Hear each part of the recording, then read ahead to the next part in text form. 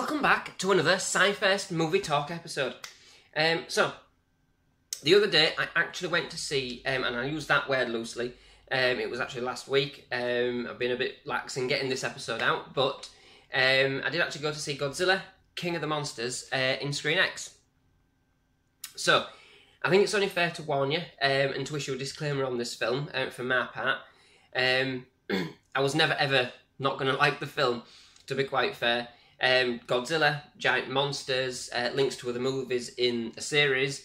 So what more could I actually have wanted? To be honest, Godzilla could have spent 2 hours talking on the telephone and I still would have enjoyed the film. So, the film itself is a direct sequel to 2014's movie Godzilla, and not to be confused with the early 1998 version, of course, with the same name, and is part of Legendary's Monarch Monster Universe, which for now also includes the movie Kong Skull Island. The film, of course, centres around the giant monster Godzilla, who we're introduced to in his current form, in his current iteration, if you like, in the earlier film. In the movie, we're also introduced to a number of other new titans, which is now the name given to the monsters in the film, building upon the intrigue and premise of the predecessors.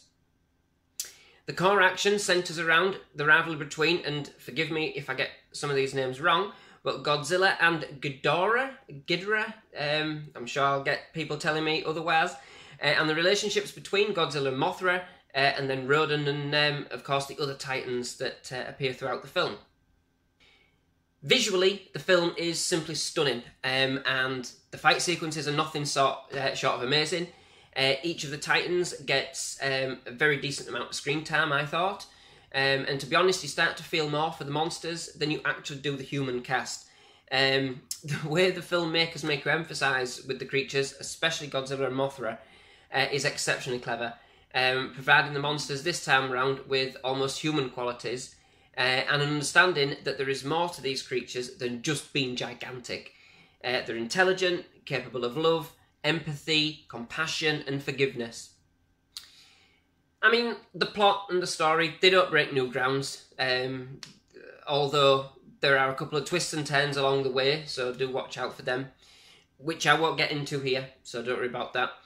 Although I would just say that the movie does pose a number of morally interesting questions, bearing resonance with the deepening and ecological state of our planet at this time.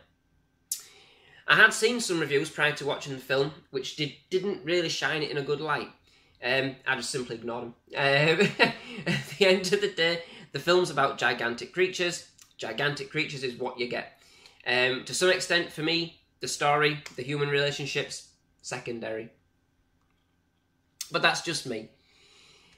The film was more punchy than its predecessor, I must give it that, practically jumping straight into the world of the Titans and their mythology. So, in my opinion, if you like giant monsters, Godzilla in general, and you enjoyed the original, then I think you'd certainly enjoy this movie. I know I did.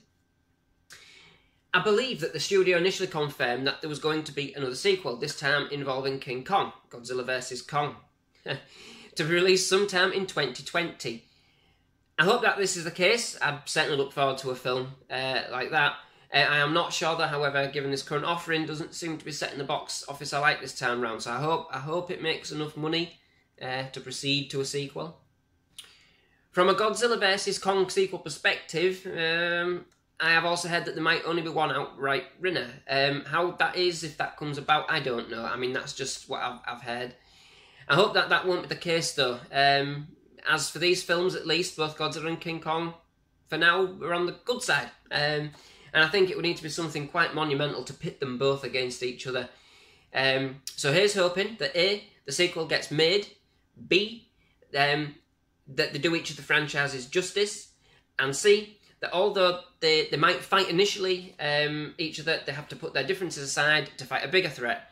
Well, that's what I'd like to see anyway.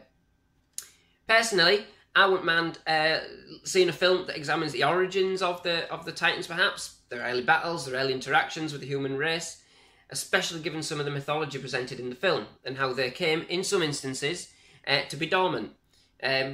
Just my thoughts anyway. So, thank you for watching. I hope you like our reviews, and if you do want to see more, then please hit that subscribe button. Feel free to leave a like or comment on this episode, or any of our others. I would love to hear from you if you have any suggestions for films you would like me to see discuss in upcoming SciFirst Movie Talk episodes. Thank you, and see you again soon.